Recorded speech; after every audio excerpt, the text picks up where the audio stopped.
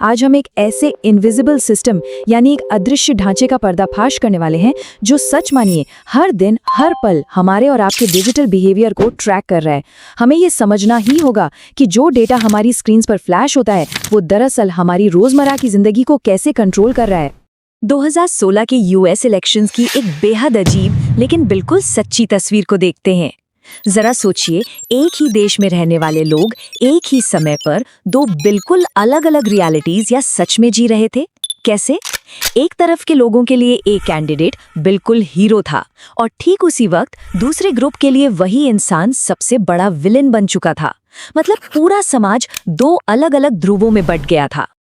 अब यहीं से एक बहुत ही क्रूशियल सवाल पैदा होता है, क्या लोगों के बीच का ये भारी बंटवारा अपने आप या फिर किसी छुपे हुए सिस्टम ने इन अलग अलग रियलिटीज को बड़ी चालाकी से शेप किया था? ये एक ऐसा सवाल है जो हमें इस पूरी कहानी के राजनीतिक पहलू से निकालकर सीधे इसके तकनीकी कारण की तरफ ले जाता है। तो चलिए इस सिस्टम की शुरुआत को समझते हैं। Building the data empire from a college network to a global tracker. कहानी शुरू होती है 2004 में, जब मार्क ज़करबर्ग ने दोस्तों को कनेक्ट करने के लिए फेसबुक बनाया। लेकिन देखते ही देखते बहुत जल्द ये प्लेटफॉर्म एक साधारण वेबसाइट से इवॉल्व होकर दुनिया के सबसे बड़े डेटा कलेक्शन सिस्टम में बदल गया। इसके शुरुआती सालों में जो कनेक्ट यू जैसे कानूनी विवाद हुए, उन्होंने एक बात बिल्कुल साफ कर दी थी, डेटा का मतलब है पावर। अब एक पल के लिए रुक कर सोचिए, इतनी असीमित पावर वाला प्लेटफॉर्म जिसे करोड़ों अरबों लोग इस्तेमाल करते हैं, वो हमारे लिए बिल्कुल फ्री क्यों है? भाई मुफ्त में तो कुछ नहीं मिलता है ना। इस सवाल का जवाब सोशल मीडिया को देखने का आपका नजरिया पूरी तरह बदल देगा। ये प्लेटफॉर्म कोई समाज सेवा नहीं है, बल्कि ये अपने आप में एक बहुत बड़ा मार्केट प्लेस है। और सबसे शॉकिंग बात पता है क्या है? उस मार्केट प्लेस का प्रोडक्ट हम इंसान नहीं है, बल्कि हमारा डेटा है।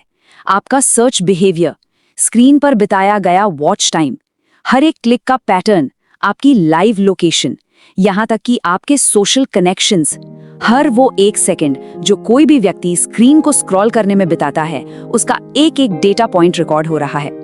ये सिर्फ एक्टिविटीज की कोई लिस्ट नहीं है, बल्कि ये हर एक यूजर की पर्सनालिटी का पूरा डिजिटल ब्लूप्रिंट है। अब देखते हैं कि ये ट्रैकिंग काम कैसे करती है। The psychology of tracking, decoding the human mind. इसे ओशन पर्सनालिटी मॉडल कहा जाता है।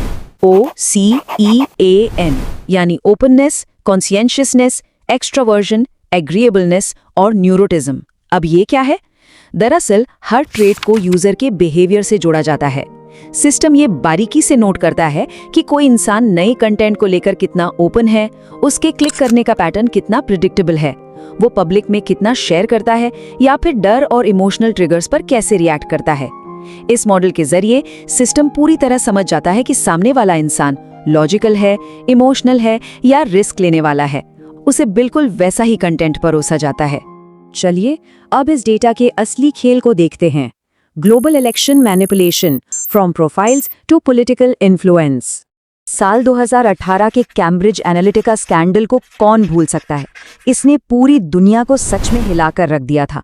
हुआ ये था कि लाखों यूजर्स और उनके पूरे फ्रेंड नेटवर्क का डेटा बिना उनकी अनुमति के हार्वेस्ट कर लिया गया। ये एक ऐसा आई ओपनिंग मोमेंट था जिसने साफ कर दिया कि ये विशाल सिस्टम सिर्फ आपको विज्ञापन दिखाने के लिए नहीं बना है, बल्कि इंसानी सोच को मैनिपुलेट करने के लिए भी इसका इस्तेमाल हो सकता है। इसी मामले के मशहूर विसल ब्लोअर क्रिस्टोफर वाइली ने बिल्कुल सटीक बात कही थी, data is an influence tool. यानी डेटा अब लोगों को प्रभावित करने का टूल बन चुका है। हमारी पर्सनल इन्फॉर्मेशन अब सिर्फ जानकारी नहीं रह गई है, बल्कि ये सीधे तौर पर इंसानी बर्ताव और उनके फैसलों को शेप करने का एक हथियार बन चुकी है। और इसका सबसे बड़ा उदाहरण देखा गया 2016 के यूएस इलेक्शन में, जहां इस डेटा का इस्तेमाल माइक्रो टारगेटिंग के लिए किया गया। फियर बेस्ड एड्स, नेशनलिज्म पर फोकस करने वाला कंटेंट और लोगों की आइडेंटिटी के आधार पर बनाए गए मैसेज, हर वोटर के बिहेवियर के आधार पर उसे एक बिल्कुल अलग मैसेज दिखाया गया। नतीजा ये हुआ कि हर वोटर अपनी एक अलग ही डिजिटल रियलिटी में कैद हो गया, जहां उसे सिर्फ वही दिखाई दे रहा था जो सिस्टम उसे दिखाना चाहता था। और ध्यान दीजिए, ये कोई इकलौती घटना नहीं थी। यूके में हुए ब्रेक्सिट रेफरेंडम में भी बिल्कुल ऐसी ही माइक्रो टारगेटिंग स्ट्रैटेजीज का इस्तेमाल देखा गया। इससे ये बात साबित हो गई कि ये मैनिपुलेशन कोई संयोग नहीं था, बल्कि ये एक बेहद इफेक्टिव और रिपीटेबल फ्रेमवर्क है जिसे किसी भी देश में और किसी भी चुनाव में बड़ी आसानी से दोहराया जा सकता है। अब नजर डालते हैं आज के समय पर। The system around us, the invisible architecture of tracking. इस पूरे खेल को एक बिल्कुल आम जिंदगी के उदाहरण से समझते हैं। मान लीजिए स्टेप 1, किसी व्यक्ति ने ऑनलाइन एक जोड़ी जूते सर्च किए। स्टेप 2, स्क्रीन के पीछे छुपे हुए इनविजिबल ट्रैकर्स जैसे कुकीज और पिक्सेल्स तुरंत उस यूजर की प्रोफाइल को टैग कर देते हैं। और फिर आता है स्टेप 3, अब उन जूतों का विज्ञापन हर दूसरे प्लेटफॉर्म पर उस यूजर का लगातार पीछा करता है। पिक्सल ट्रैकिंग का ये आसान सा कॉन्सेप्ट हमें दिखाता है कि कंटिन्यूअस बिहेवियरल सर्वेलेंस दरअसल हमारे और आपके आसपास कितनी मजबूती से बुना हुआ है।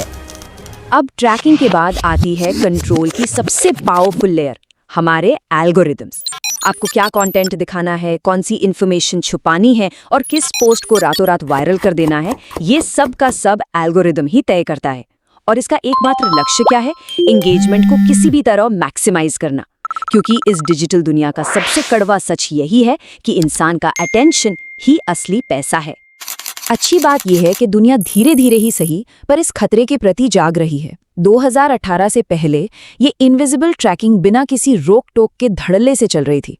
फिर 2018 में न्यूज़ इन्वेस्टिगेशंस और गवर्नमेंट हियरिंग्स ने इस पूरी डेटा इकोनॉमी की पोल खोल दी। और आज प्रेजेंट में आम लोगों का गुस्सा साफ देखा जा सकता है, क्योंकि अब लोगों को यह एहसास होने लगा है कि उनके फैसलों को एल्गोरिदम के जरिए कैसे मैनिपुलेट किया जा रहा है। और अगर आपको लग रहा है कि ये सिस्टम सिर्फ किसी दूर देश की बात है, तो ऐसा बिल्कुल नहीं है। आज इंडिया के डिजिटल इकोसिस्टम में भी यह साफ तौर पर काम कर रहा है।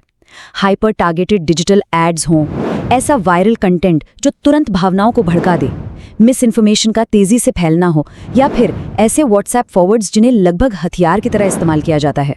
इस पूरे सिस्टम का काम बस एक ही है, यूजर्स के सामने वो कंटेंट परोसना जो उन्हें तुरंत रिएक्ट करने पर मजबूर कर दे। तो इन सब बातों के बाद हम एक ऐसे कोल्ड ट्रूथ यानी एक ऐसे सच पर पहुंचते हैं जो वाकई थोड़ा डरावना है। हमें और आपको लगता है कि हम अपनी चॉइसेस, अपने फैसले खुद पूरी तरह से इंडिपेंडेंट होकर ले रहे हैं, लेकिन असली सच ये है कि उन फैसलों को हर दिन थोड़ा थोड़ा करके बहुत ही बारीकी से इन्फ्लुएंस किया जा रहा है। देखा जाए तो इंडिपेंडेंट चॉइस इस डिजिटल युग में शायद सिर्फ एक इल्यूजन या भ्रम बनकर रह गई है। तो इस पूरी चर्चा के अंत में हम एक बहुत ही गहरे और सोचने पर मजबूर कर देने वाले सवाल के साथ छूट जाते हैं। क्या असली प्रॉब्लम कोई एक पर्टिकुलर सोशल मीडिया प्लेटफॉर्म है, या फिर ये पूरा का पूरा डिजिटल सिस्टम ही असल समस्या है जो आज यूजर्स को खुद उनसे भी बेहतर जानने लगा है? ये एक ऐसा सवाल है जो हमें इस पूरी डिजिटल दुनिया पर अपने भरोसे को फिर से तोलने पर मजबूर करता है। और शायद बिना सोचे समझे किसी भी डिजिटल जानकारी पर विश्वास न करना ही आज के इस दौर की सबसे बड़ी जरूरत है।